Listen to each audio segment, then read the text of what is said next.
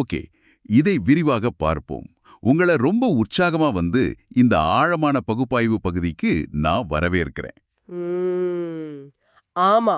இது ஏதோ காதுல ஹெட்போனை மாட்டிக்கிட்டு சாதாரணமாக கேட்கிற ஒரு பொழுதுபோக்கு உரையாடல் கிடையாது. கண்டிப்பா கிடையாது.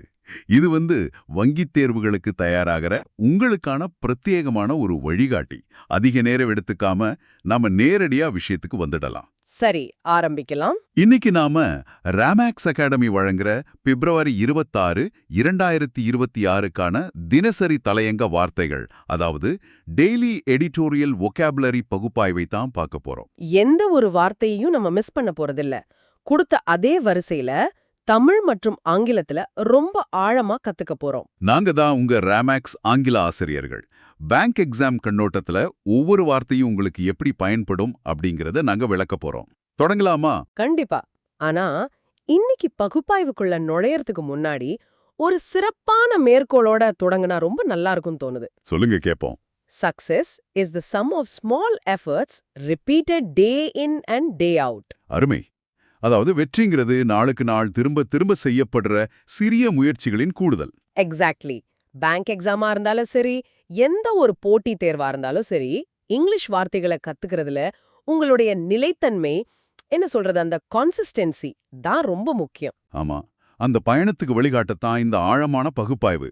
சரி, இன்னைக்கு இந்த ஹிந்து நாளிதழ் தலையங்கம் ஒரு முக்கியமான சுகாதார நெருக்கடியையும் அது சுற்றியுள்ள அரசியல் சூழ்நிலையும் மையமா வச்சு எழுதியிருக்காங்க. ம் கட்டுரையின் ஆரம்பமே தி கிரைசிஸ் சிவியரிட்டி அண்ட் டேஞ்சர் அப்படிங்கிற கருத்தை வலியுறுத்துது. அந்த நெருக்கடியின் தீவிரத்தை விவரிக்க ஆசிரியர் பயன்படுத்திய முதல் வார்த்தை ஸ்ட்ரைடன்ட்.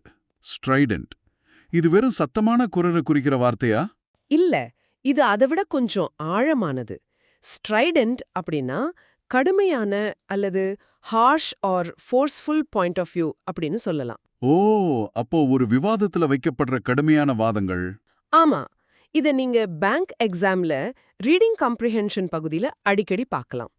ஒருத்தர் தன்னோட கருத்தை மத்தவங்க ஏத்துக்குவாங்களான்னு யோசிக்காம ரொம்ப ஆக்ரெசிவா பிடிவாதமா திணிக்கும்போது அத ஸ்ட்ரைடன்ட் டோன் அப்படின்னு நம்ம சொல்லுவோம். அப்போ ஆத்தரோட டோனை கண்டுபிடிக்க கேட்கப்படுற கேள்விகள்ல இந்த வார்த்தை ஒரு மிகப்பெரிய கீவேர்டு. கரெக்ட். இது ரொம்ப சுவாரஸ்யமா இருக்கு. இப்படி பிடிவாதமான முடிவுகளை எடுக்கும்போது சூழ்நிலை எப்படி மாறும் அதை குறிக்கத்தான் ஆசிரியர் பெரிலஸ்லி அப்படிங்கிற வார்த்தையை பயன்படுத்தியிருக்காரு. இதோட பொருள் ஆபத்தான முறையில். ஆமா, இங்கிலீஷ்ல full of danger or risk. இது ஒரு adverb. The economy is perilously close to collapse அப்படின்னு வாசிக்கும்போது அந்த ஆபத்தின் விளிம்புல இருக்கிறத நம்மால உணர முடியுது இல்லையா? சரியா சொன்னீங்க. இந்த ஆபத்தான சூழ்நிலையில சிலர் அறிவியல் பூர்வமான உண்மைகளையே புறக்கணிக்கிறாங்க. அந்த புறக்கணிப்பை விவரிக்க ஷன்னிங் அப்படிங்கிற வார்த்தை வருது. நான் ஒரு விஷயத்தை இக்னோர் பண்றேன் அப்படிங்கிறதுக்கும் ஷன்னிங் அப்படிங்கிறதுக்கும் நிறைய வித்தியாசம் இருக்கே. நிறையவே இருக்கு.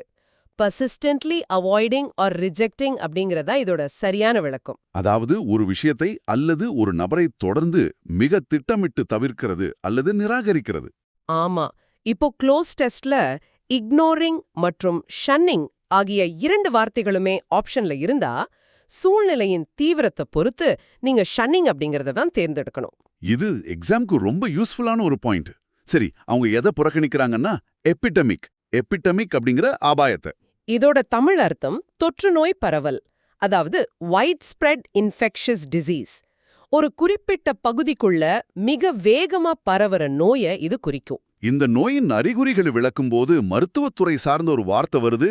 அதுதான் லீஷன்ஸ். ஆமா, லீஷன்ஸ் அப்படின்னா காயங்கள் அல்லது புண்கள். மருத்துவ ரீதியா டேமேஜ் ரீஜன்ஸ் இன் டிஷ்யூ ஆர் ஆர்கன் அப்படின்னு சொல்வாங்க.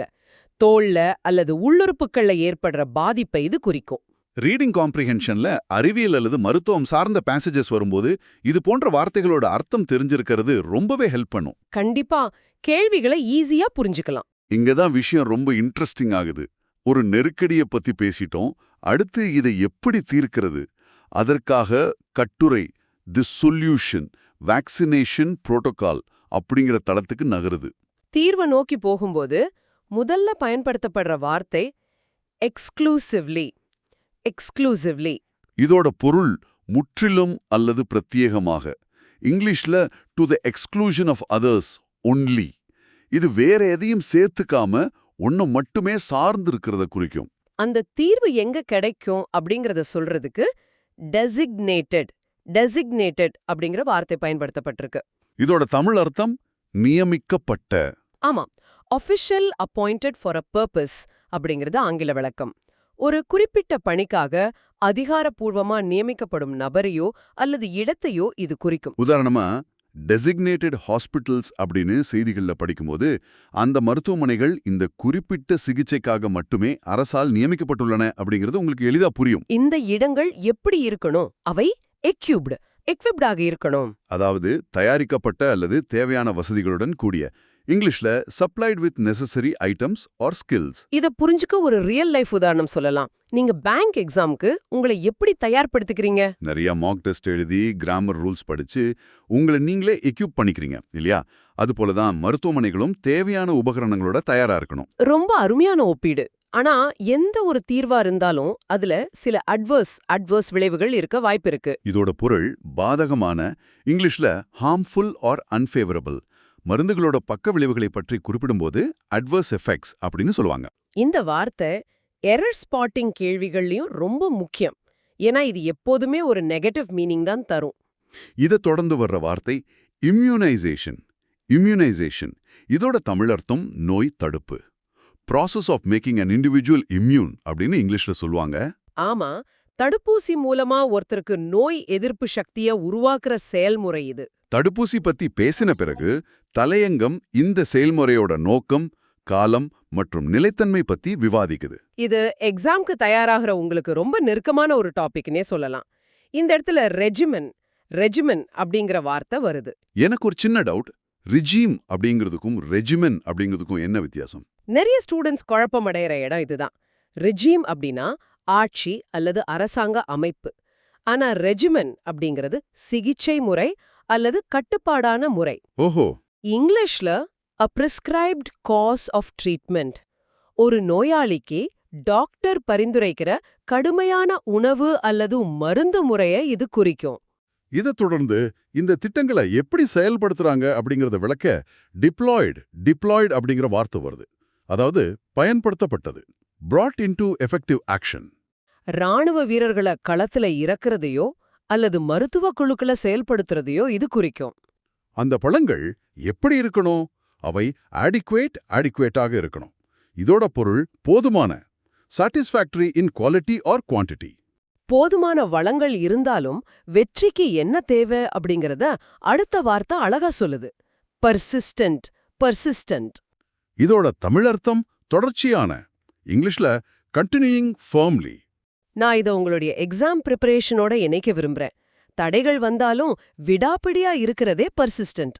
நீங்க படிக்கிறதுல காட்டுற தொடர்ச்சியான முயற்சி தான் உங்களை பேங்க் எக்ஸாம்ல பாஸ் பண்ண வைக்கும். இந்த தொடர்ச்சியான முயற்சியின் விளைவா என்ன கிடைக்கும்? ஒரு சப்ஸ்டான்ஷியல் மாற்றம் கிடைக்கும். இதோட பொருள் கணிசமான, of considerable importance or size அப்படின்னு இங்கிலீஷ்ல சொல்லுவாங்க. உங்க மார்க்ஸ்ல ஏற்படுற ஒரு சப்ஸ்டான்ஷியல் இன்க்ரீஸ் உங்களுக்கு எவ்வளோ சந்தோஷத்தை தருமோ அதே போல பொருளாதார கட்டுரைகள்ல ஒரு நாடோட கணிசமான வளர்ச்சியை குறிக்க இது பயன்படுத்தப்படும். அடுத்த தலையங்கம் எப்படி நகருதுன்னா, இந்த தடுப்பூசி திட்டங்கள் ஏன் அவசியம் அப்படிங்கிற காரணங்களை விளக்குற பப்ளிக் பாடன் பகுதிக்கு போகுது. இங்க இன்சிடென்ட்ஸ் அப்படிங்கிற வார்த்தைய பார்க்க முடியுது. இன்சிடென்ட் அப்படின்னா ஒரு நிகழ்வு அப்படின்னு நமக்கு தெரியும். அப்படியானால் இன்சிடென்ட்ஸ் அப்படின்னா என்ன? இன்சிடென்ட் அப்படிங்கிறது நிகழ்வு விகிதம். இங்கிலீஷ்ல rate or frequency of disease. ஒரு குறிப்பிட்ட காலகட்டத்துல ஒரு நோய் எந்த அளவுக்கு புதிதா ஏற்படுது அப்படிங்கிற விகிதத்தை குறிக்கிற வார்த்தை இது. ஆமா, இந்த விகிதம் அதிகமா இருக்கும்போது அது வைட் ஸ்ப்ரெடா மாறுது. இதோட தமிழ் அர்த்தம் பரவலான. இங்கிலீஷ்ல distributed over a large area. ஒரு விஷயமோ நோயோ மிகப்பெரிய அளவுல பல இடங்களுக்கும் பரவி இருக்கிறத இது குறிக்கும். இத தடுத்து நிறுத்துறதுக்கு தான் பிரிவென்டிவ் நடவடிக்கைகள் தேவைப்படுது. அதாவது தடுப்பு. Design to keep something undesirable from occurring.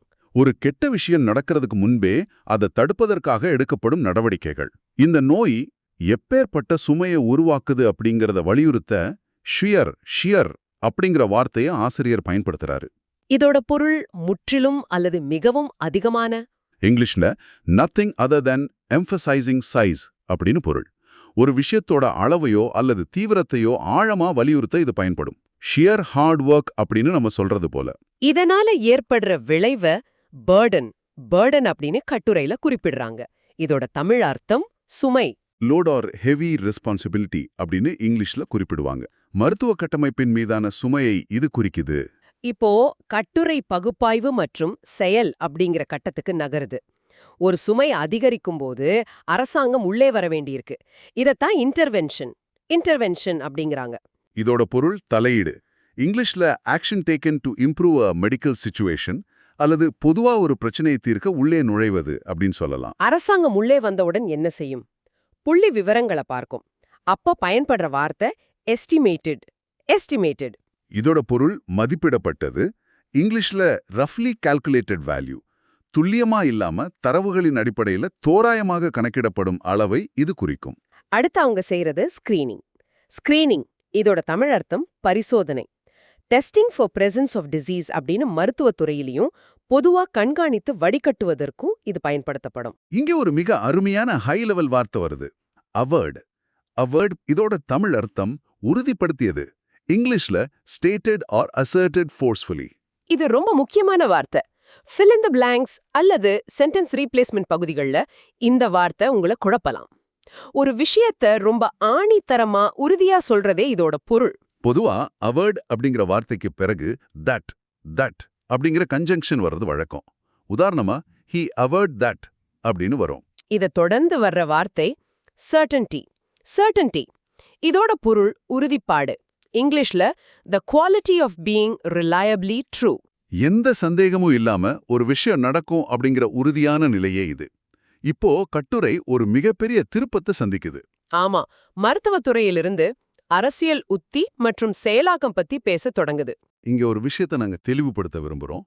இந்த வார்த்தைகள் அரசியல் கட்டுரையில வந்திருந்தாலும் நாம இதுல எந்த ஒரு அரசியல் சார்பும் இல்லாம முற்றிலும் நடுநிலையான தேர்வு கண்ணூட்டத்தோடு மட்டுமே இதோட அர்த்தங்களை அணுக போறோம். கண்டிப்பா. இதுல வர்ற முதல் வார்த்தை ஃபிளாக்ட். சாதாரணமா கொடியை குறிக்கிற இந்த வார்த்தை இங்க எப்படி பயன்படுது? இது ஒரு வினைச்சொல்லா, அதாவது வர்பா பயன்படுத்தப்பட்டிருக்கு. இதோட தமிழ் அர்த்தம் குறிப்பிட்டது அல்லது கவனத்திற்கு கொண்டு வந்தது. இங்கிலீஷ்ல ட்ரூ அட்டென்ஷன் டு சம்திங். ஒரு பிரச்சனையை சுட்டிக்காட்டி எச்சரிக்கிறதை இது குறிக்கும். ஒரு பிரச்சனை சுட்டி காட்டப்பட்ட பிறகு அதை தீர்க்க ஒரு திட்டத்தை எம்பார்க் செய்யறாங்க. இதோட பொருள் தொடங்குவது. இங்கிலீஷ்ல begins a course of action. Embark அப்படிங்கிற வார்த்தையை தொடர்ந்து பெரும்பாலும் ஆன் அப்படிங்கிற ப்ரிபோசிஷன் வரும். Embark on a new project அப்படிங்கறத நினைவில் வச்சுக்கோங்க. இந்த திட்டத்தை அவங்க எப்படி செயல்படுத்துறாங்க? ரொம்ப மெட்டிகுலஸ். இதோட பொருள் மிகவும் கவனமான. இங்கிலீஷ்ல showing great attention to detail. ஒரு சின்ன பிழை கூட நடந்துடக்கூடாது அப்படின்னு ரொம்ப நுணுக்கமா செயல்படுறது. நீங்க பேங்க் எக்ஸாம்க்கு படிக்கிற ஒவ்வொரு கிராமர் ரூலையும் மெட்டிகுலஸா கத்துக்கணும். இதற்கிடையே சில விமர்சனங்கள் எழும்போது அரசாங்கம் ஒரு ஃப்ரேசல் வெர்ப் பயன்படுத்துறாங்க, டபுள் டவுன். இதோட பொருள் தன் நிலைப்பாட்டை தீவிரப்படுத்துவது. இங்கிலீஷ்ல strengthen commitment to a risky policy. ஒரு விஷயத்துல விமர்சனங்கள் வந்தாலும் பின்வாங்காம தன்னுடைய முடிவுல இன்னும் தீவிரமா காரியமாற்றதை இது குறிக்கும். அப்படி தீவிரமா செயல்படும்போது அதை மக்களிடம் கொண்டு சேர்க்க டவுட்டிங் செய்றாங்க. இதோட தமிழ் அர்த்தம் விளம்பரப்படுத்துவது. இங்கிலீஷ்ல attempting to sell or promote by persuasion. ஒரு பொருளோட அல்லது திட்டத்தோட சிறப்புகளை பத்தி மத்தவங்கள நம்ப வைக்கிற அளவுக்கு புகழ்ந்து பேசுறதே இதோட பொருள். அரசியல் ரீதியா ஒரு திட்டத்தை இப்படி தீவிரமா முன்னெடுக்கும்போது அது மக்களிடையே எப்படிப்பட்ட தாக்கத்தை ஏற்படுத்துது அப்படிங்கறதே தலையங்கம் அரசியல் மோதல் மற்றும் பிளவு அப்படிங்கிற பகுதியில விளக்குது. இதற்காக பயன்படுத்தப்பட்ட வார்த்தை டிவைசிவ். இதோட பொருள் பிரிவினை ஏற்படுத்தும். இங்கிலீஷ்ல causing disagreement or hostility. இது எப்படி செயல்படுது அப்படிங்கறத அடுத்த வார்த்தை விளக்குது. அதுதான் Polarizing அப்படின்னா வேறுபாடு ஏற்படுத்தும். இங்கிலீஷ்ல separating people into opposing groups. ஒரு காந்தத்தோட இரண்டு துருவங்களை போல மக்கள் கருத்துகளால் இரண்டு எதிரெதிர் துருவங்களாக பிரியறதையே இது குறிக்கும். இந்த விவாதங்களுக்கு நடுவே இமிகிரேஷன் அப்படிங்கிற வார்த்தையும் வருது. இதோட பொருள் குடியேற்றம். Coming to live permanently in a foreign country. ஒருவர் தன்னுடைய சொந்த நாட்டை விட்டு வேறொரு நாட்டுல நிரந்தரமா வாழ்வதற்காக செல்றதை இது குறிக்கும். இப்படிப்பட்ட பிரிவினைகளும் மோதல்களும் இருக்கும்போது அந்த சூழ்நிலையை எப்படி வர்ணிக்கிறது? அதற்காக ஃப்ராட் அப்படிங்கிற வார்த்தை பயன்படுத்தப்பட்டிருக்கு. இதோட பொருள் பதட்டமான அல்லது ஆபத்து நிறைந்த. இங்கிலீஷ்ல affected by anxiety or stress. இதுவும் ஒரு அருமையான காலோகேஷன். ஆமா, ஃப்ராட் வித் டேஞ்சர் அல்லது ஃப்ராட் வித் டென்ஷன் அப்படின்னு தான் இது வாக்கியங்கள்ல அமையும். இந்த சூழ்நிலையில நீதிமன்றம் தலையிட்டு ஒரு உத்தரவை ஸ்ட்ரக் டவுன் செய்யுது. ஸ்ட்ரக் டவுன் அப்படிங்கிறது ஒரு மிக முக்கியமான லீகல் ஃப்ரேசல் வெர்ப். இதோட தமிழ் அர்த்தம் ரத்து செய்தது.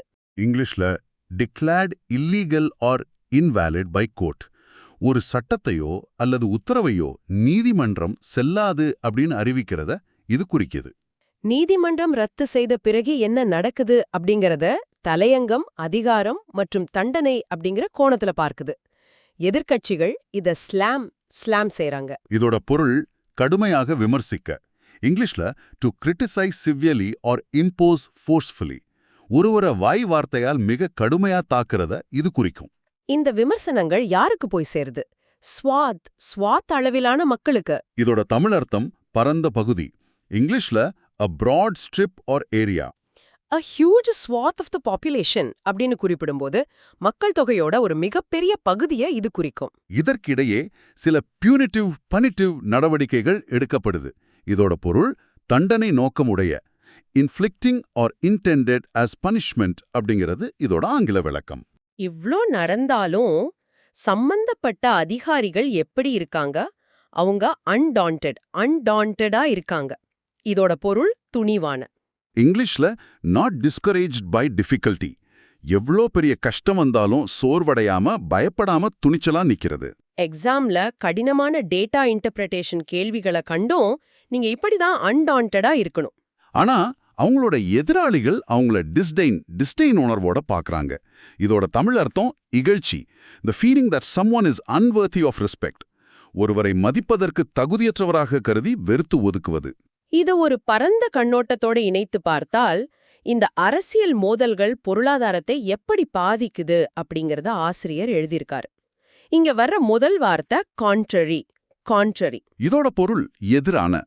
இங்கிலீஷ்ல opposite in nature or meaning. இது கூட எப்போதுமே டு அப்படிங்கிற ப்ரிபோசிஷன் வரும். கான்ட்ரரி டு பாப்புலர் பிலீஃப் அப்படின்னு சொல்வாங்க. இதற்கு முரணா சில துறைகள் பர்ஜனிங்காக இருக்கு. இதோட தமிழ் அர்த்தம் வேகமாக வளர்ந்து வரும்.